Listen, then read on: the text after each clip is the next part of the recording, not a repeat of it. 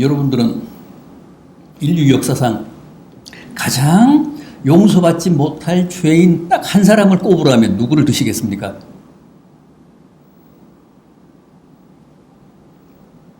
우리 믿는 사람들은 아마도 거의 다 가룟 유다를 꼽지 않을까 생각합니다. 그렇겠죠.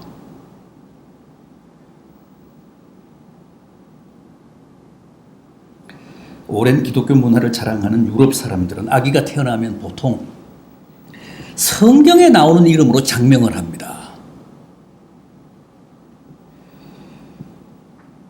그러나 유다라는 이름은 절대 안 씁니다. 심지어 독일 같은 나라는 법으로 금하고 있습니다.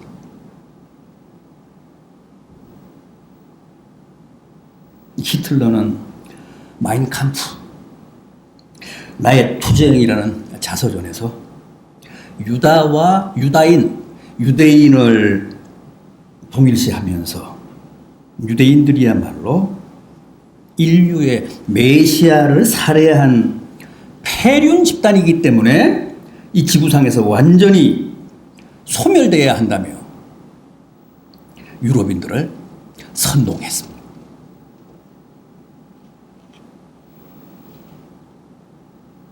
아닌 게 아니라 유대인이라는 민족명은 야곱의 넷째 아들인 유다에게서 왔습니다.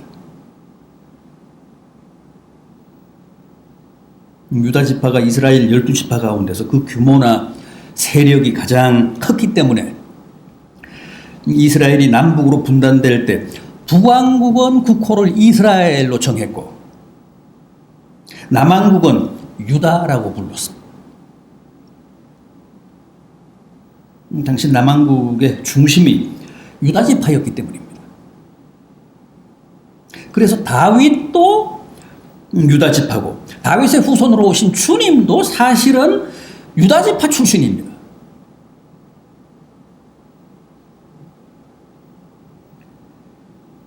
이렇게 12지파 가운데서 유다 지파가 그 위상이나 존재감이 가장 컸기 때문에 결국은 한 지파의 이름이 곧 유대인이라는 민족명이 된 겁니다. 유다라는 이름은 뜻이 참 좋습니다. 뭡니까? 찬양하라. 하나님을 찬양하라.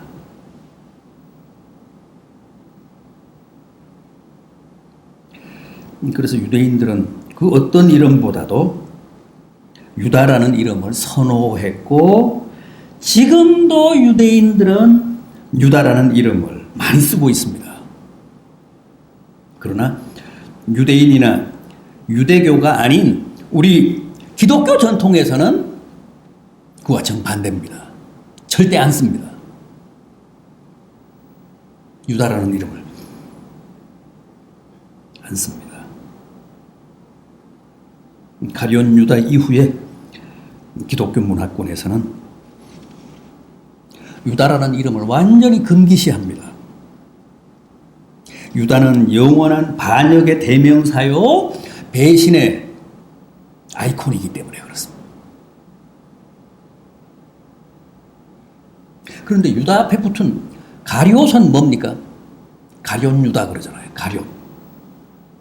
성이 아니라 가룟 지방 출신의 유다라는 뜻입니다. 가룟 사람 유다 그런 뜻입니다. 예수님 당시에도 유대 사회에는 유다라는 이름이 아주 흔했기 때문에 그렇게 이름 앞에 출신지를 붙여서 사람을 구분한 겁니다.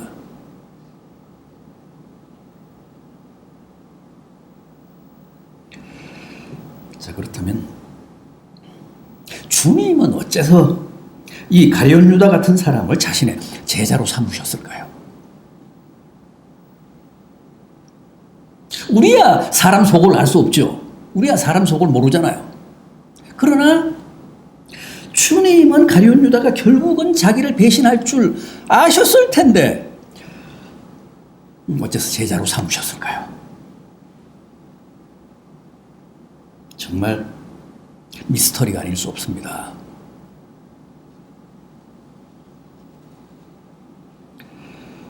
실은 그래서 일찍부터 가룟 유다에 대한 별 희한한 해석들이 다 나왔고, 그 중에 하나가 바로 몇 년 전에 공개되어 전 세계를 떠들썩하게 했던 유다복음 아닙니까? 유다복음은 주 220년에서 340년 사이에 기록된 것으로 판명이 됐습니다. 과학적인 연대 측정법에 의해서 그렇게 확인이 됐습니다. 그러니까 상당히 이런 시기에 나온 문서입니다. 그런데도 그 유다복음은 위경입니다. 위경이라는 말은 정경을 흉내낸 가짜 복음이라는 뜻입니다. 사이비 문서라는 뜻입니다. 유다복음의 내용은 이미 여러분들이 잘 알고 계시는 대로 주님이 가룟 유다의 배신 덕분에 십자가에 달리셨고 또 인류의 죄를 대속하실 수 있었기 때문에 가룟 유다야말로 가장 희생적으로 가장 결정적으로 주님의 구속사역을 도운 위대한 사도였다 하는 거예요.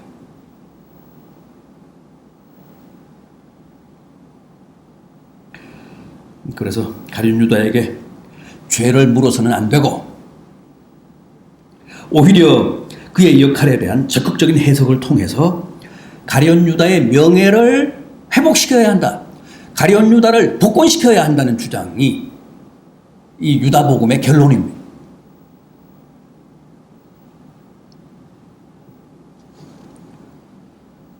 현재 세계에서 가장 유명하고 가장 전투적인 무신론자로 꼽히는 리차드 도킨스 교수.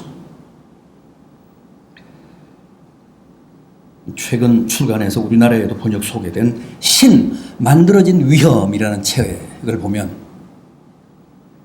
이 사람도 그와 똑같은 주장을 합니다. 그는 가룟 유다야말로 가장 헌신적인, 가장 희생적인 예수의 제자로 예수로 하여금 십자가를 지게 한 최고의 공로자인데 왜 그를 욕하고 저주하느냐는 거예요. 가룟 유다의 역할이 없었다면 지금 기독교가 말하는 구원도 없었다고 합니다. 그러면서 가룟 유다를 아주 적극적으로 옹호하고 나섭니다. 어떻게 생각하십니까? 맞습니까? 그럴듯합니까?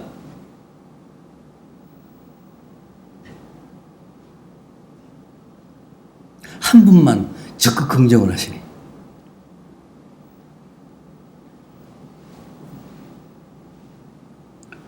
순억지입니다.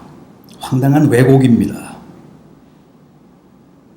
정말 주님의 구속사역의 가룟 유다의 배신이 필연적이었다면 왜 주님이 오늘 본문 24절에서 인자를 파는 그 사람에게는 화가 있으리로다. 그 사람은 차라리 태어나지 않았더라면 제게 좋을 뻔했다. 그런 말씀을 하셨겠습니까?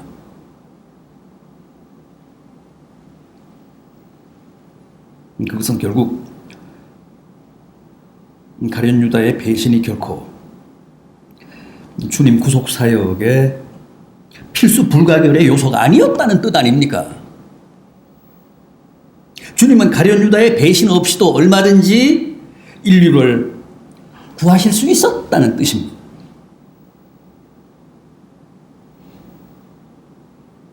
따라서 가룟 유다를 미화하고 두둔하고 영웅시하려는 그 어떤 시도나 해석도 다 성서적이지 않습니다. 성서에 부합하지 않습니다. 보십시오. 어설픈 인간적인 연민이나 문학적 상상력보다도 주님의 평가가 얼마나 더 냉정하고 분명합니까? 그 사람은 차라리 태어나지 않았더라면 지한테 좋을 뻔했다.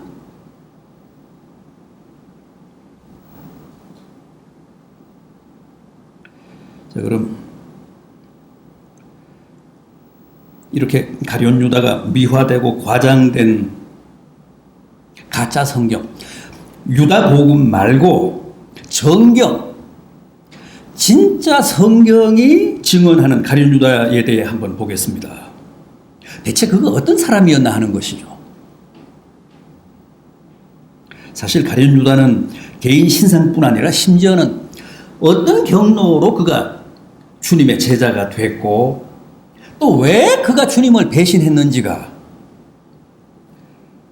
다 불분명합니다. 명쾌하게 나와 있지를 않아요.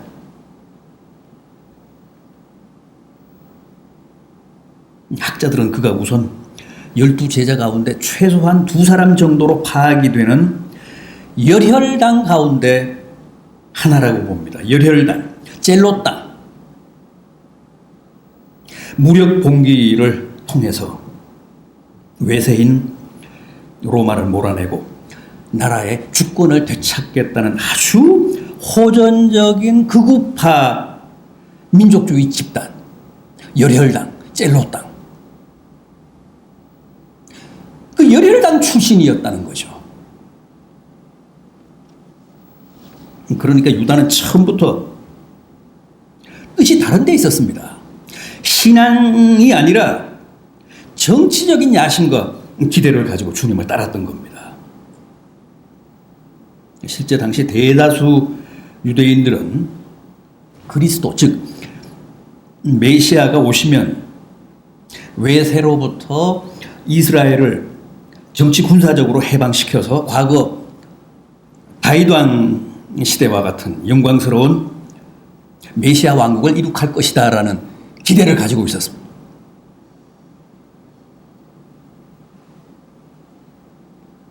그래서 유대인들의 전통적인 메시아관은 분명 영광의 메시아, 승리의 메시아, 정치적 메시아지 결코 고난의 메시아가 아니었습니다. 그랬기 때문에 여기 제자들도 이제 곧 주님이 예루살렘에 입성하셔서 로마군을 몰아내시고 이스라엘의 왕이 되시면 누가 과연 더 높은 자리에 앉을 것인가를 두고 서로 논쟁하고 다투기까지 하잖아요. 심지어 요한과 야고보의 어머니는 주님을 찾아와서 청탁까지 합니다. 내 아들들을 하나는 주님 우편에 하나는 주님 좌편에 앉게 해 주십시오.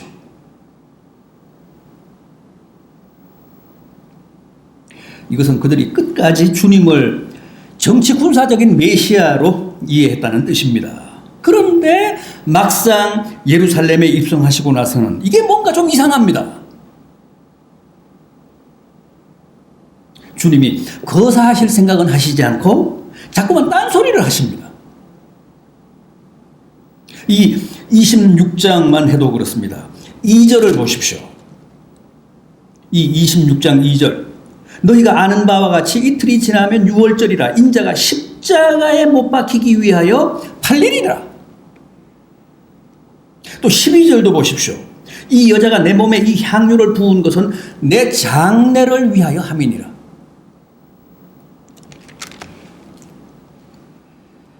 이제 곧 봉기한다, 거사한다가 아니라 자꾸만 죽는다는 말씀을 합니다. 십자가에 달리신다고 합니다.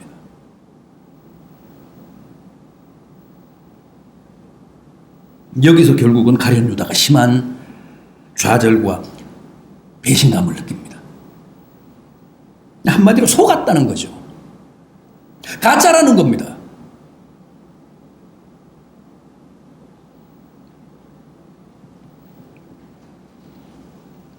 그래서 그 길로 당장 대제사장을 찾아가서 뭐라고 했습니까? 본문 15절 이하를 보십시오. 내가 예수를 너희에게 넘겨주리니 얼마나 주려느냐? 그들이 은 30을 달아주거늘 그가 그때부터 예수를 넘겨줄 기회를 찾더라.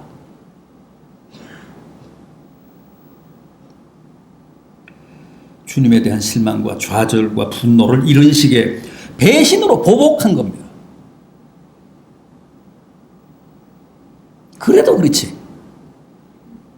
어떻게 3년간이나 따라다니며 그분의 말씀을 듣고 가장 가까이에서 그분의 인격과 삶을 배운 제자가 돈 몇 푼을 받고 자기 스승을 팔 생각을 합니까? 그래서 우리가 자꾸만 가룟 유다의 인간성을 의심하게 됩니다. 대체 그는 어떤 사람이었을까요? 우선 양심이 많이 불량했습니다.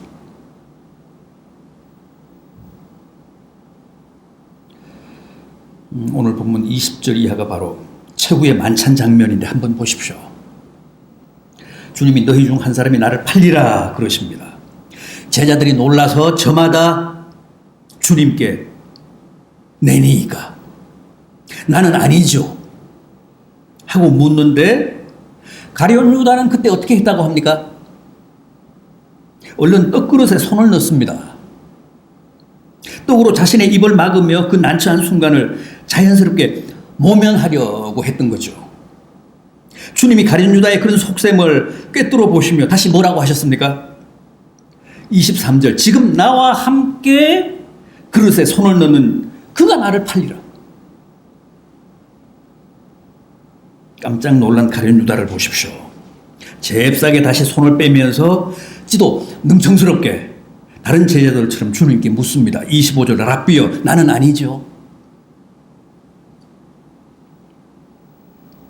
그런데 이때는 이미 그가 대제사장을 찾아가서 주님의 몸값으로 은 30을 받은 뒤지 않습니까?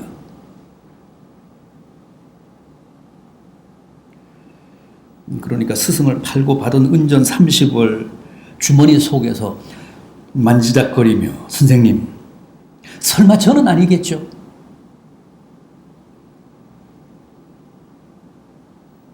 얼마나 가증합니까? 얼마나 잔인합니까? 가룟 유다는 인성이 이런 사람이었습니다.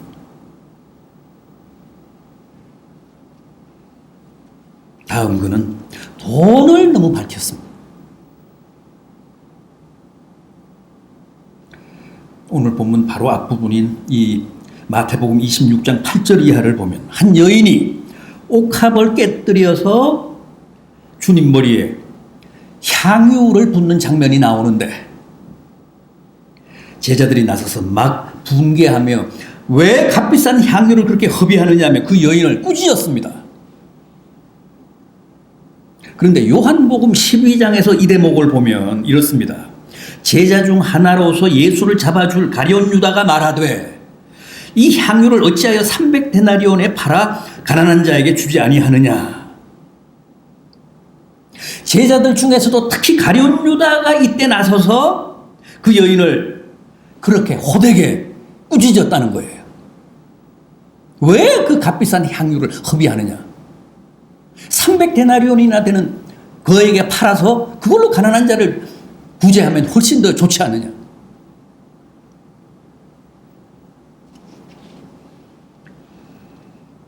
그런데 그 요한복음 12장 6절을 보면 또 이런 말씀도 나옵니다. 그가 그렇게 말함은 가난한 자들을 생각함이 아니요 저는 도적이라 돈 괴를 맞고 거기 넣는 것을 조금씩 훔쳐감이라. 가룟 유다는 제자 공동체 안에서 회계를 담당했습니다. 돈괴를 관리했습니다. 그런데 돈 관리를 하면서 조금씩 훔쳤다, 삥땅을 쳤다는 거예요.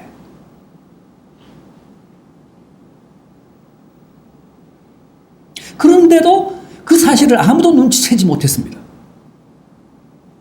그는 그만큼 철저하게 이중적이었습니다. 제자들 중에는 심지어 직업이 세리였던 사람도 있었습니다. 이 마태복음의 저자인 마태가 바로 세무사 자격증을 가진 사람이었습니다. 그런데도 당시 재정 관리를 마태가 한 게 아니고 유다가 했어. 가룟 유다가 했습니다. 그가 그만큼 남의 신임을 받았다는 얘기인데 그러나 그것은 다 위선이었습니다. 얼마나 완벽했느냐 하면 주님이 너희 중에 하나가 나를 팔리라 하셨을 때도 제자들은 누구도 틀림없이 저 유다일 거야 라고 생각하는 사람이 없었다는 거예요. 틀림없이 저놈일 거야. 마음속으로 그렇게 손가락질을 하는 사람이 없었다는 거죠.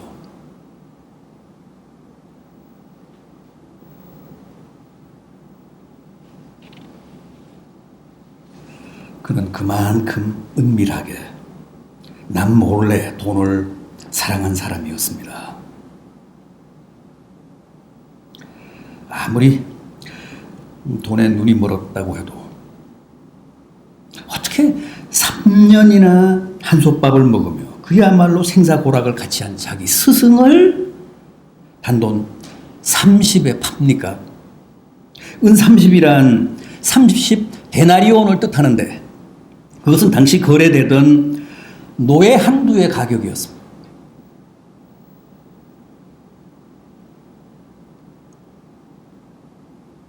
그러니까 주님을 팔아도 너무 헐값에 판 겁니다.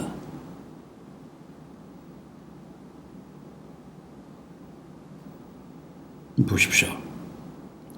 가룟 유다는 이렇게 은 30을 받고 주님을 팔았는데 이 마태복음 26장 6절 이하에 나오는 아까 본 그 여인은 10배인 은 300이 넘는 향유를 주님 머리에 쏟아 부었습니다. 옥합을 깨뜨려서.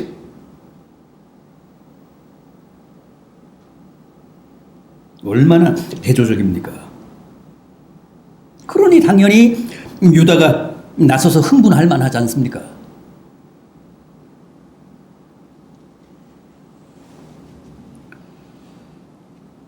그는 그만큼 은밀하게 남 몰래 돈을 밝히고 사랑한 사람이었습니다. 목사도 늘 돈이 문제입니다.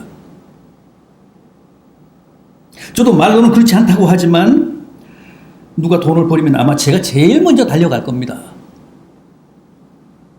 여러 해 전에 그런 일이 있었죠. 대구에서 정신이 좀 이상한 사람이 길에다 900만 원을 뿌렸잖아요. 5만 원권 180장. 그걸 날렸습니다. 그때 제가 거기 있었으면 아마 제가 제일 많이 죽었을 거예요.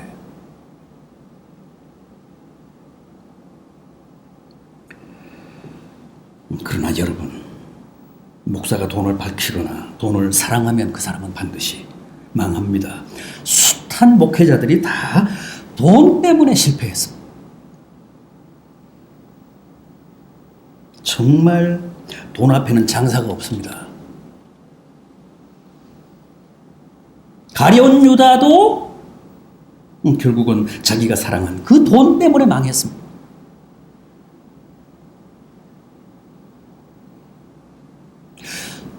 뿐만 아니라 이 가룟 유다는 회개할 줄을 모르는 사람이었습니다. 그게 치명적이었습니다. 사람은 누구나 죄를 지을 수 있고 또 아무리 주님을 가까이 모시고 산 제자라고 할지라도 죄 안 짓고 살 수 있는 사람은 없습니다. 성자도 다 죄 짓습니다.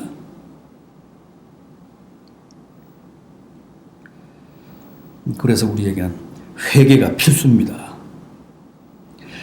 비록 죄를 짓더라도 그걸 솔직하게 시인하고 고백하고 용서를 빌면 누구나 또 어떤 죄도 다 사하심을 얻을 수 있다는 게 성경의 가르침입니다. 그래서 우리는 회개를 통해 얼마든지 새 출발할 수 있고 또 우리 믿는 자들에게는 언제나 그런 사죄의 축복이 확실하게 보장되어 있다고 믿습니다. 그럼에도 가룟 유다는 끝까지 회개하지 않았습니다. 그게 그에게는 가장 큰 불행이었습니다.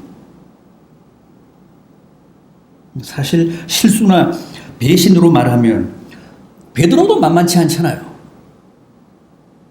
아니 가룟 유다는 한 번 배신했지만 베드로는 3번이나 배신하고 저주했습니다. 주님을.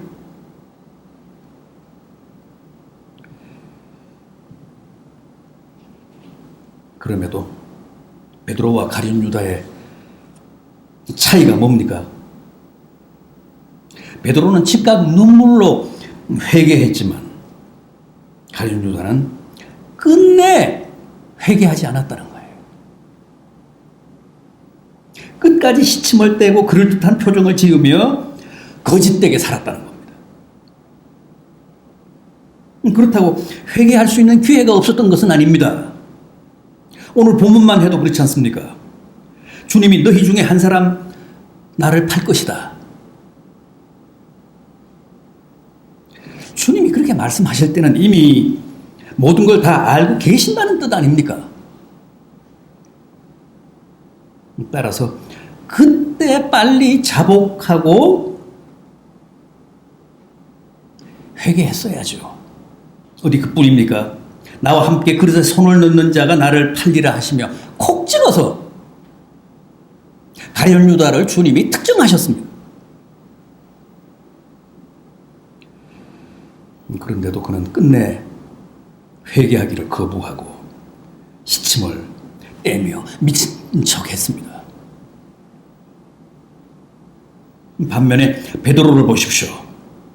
저 멀리서 닭소리가 들립니다. 그 순간 퍼뜩 오늘 밤 닭 울기 전에 네가 나를 3번 부인하리라 하신 주님의 말씀이 생각나서 밖으로 나가 대성통곡하며 회개했다고 합니다. 그러니까 보십시오. 베드로는 미물의 닭소리를 듣고도 회개했는데 가룟 유다는 몇 차례나 반복된 주님의 노골적인 지적을 받고도 끝까지 회개하지 않았다는 것. 그게 치명적이고 그게 바로 베드로와 가룟 유다의 영원한 운명을 가른 분수령이었습니다. 물론 오늘 본문 다음 장인 27장에 가면 가룟 유다도 내가 무죄한 피를 팔고 죄를 범했도다 그러면서 뉘우치고 그 은 30을 도로 대제사장에게 갖다 주는 장면이 나옵니다만 그럼에도 그는 끝내 마무리를 잘못했습니다. 어떻게 했습니까? 목매 자살했습니다. 그건 회개가 아닙니다. 회개란 양심의 가책이 아닙니다. 후회가 아닙니다. 반성이 아닙니다. 뉘우침이 아닙니다. 삶의 전환입니다. 가다가 이게 잘못됐다, 틀렸다는 사실을 깨달았으면 후회만 할 게 아니라 가슴만 칠 게 아니라 과감하게 유턴을 해야 합니다. 돌아서야 합니다. 돌아서서 다시 걸어야 합니다. 그게 회개입니다. 심정적인 후회나 반성은 아직 회개가 아닙니다. 뉘우쳤다면 즉각 일어나서 아버지 집으로 돌아가야지 여전히 돼지우리에 앉아서 아무리 반성하고 후회하고 가슴을 쳐본들 그게 무슨 소용이 있습니까? 가룟 유다는 뉘우치기는 했지만 그 이상의 변화된 삶이 없었습니다. 삶은커녕 도리어 죽음을 택했습니다. 자기의 생명을 스스로 살해했습니다.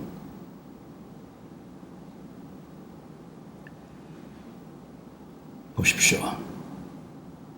이쯤 되면 그는 정말 주님의 말씀처럼 차라리 태어나지 않았더라면 제게 좋을 뻔했던 사람 아닙니까?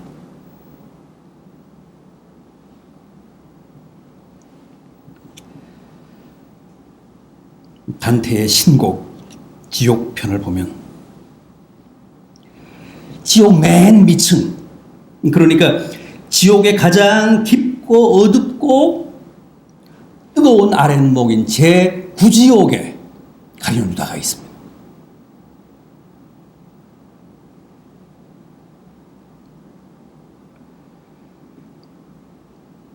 주님을 가장 가까이에서 모셨던 12사도 가운데 하나가 이렇게 역사상 가장 비극적인 배신의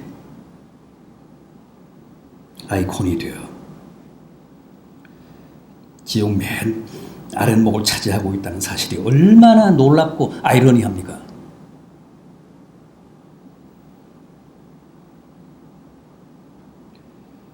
부디 이 가룟 유다의 비극적인 이야기가 이 시대를 살아가는 오늘 우리들에게도 큰 메시지가 되고 또 소중한 깨달음이 되기를 진심으로 기원합니다.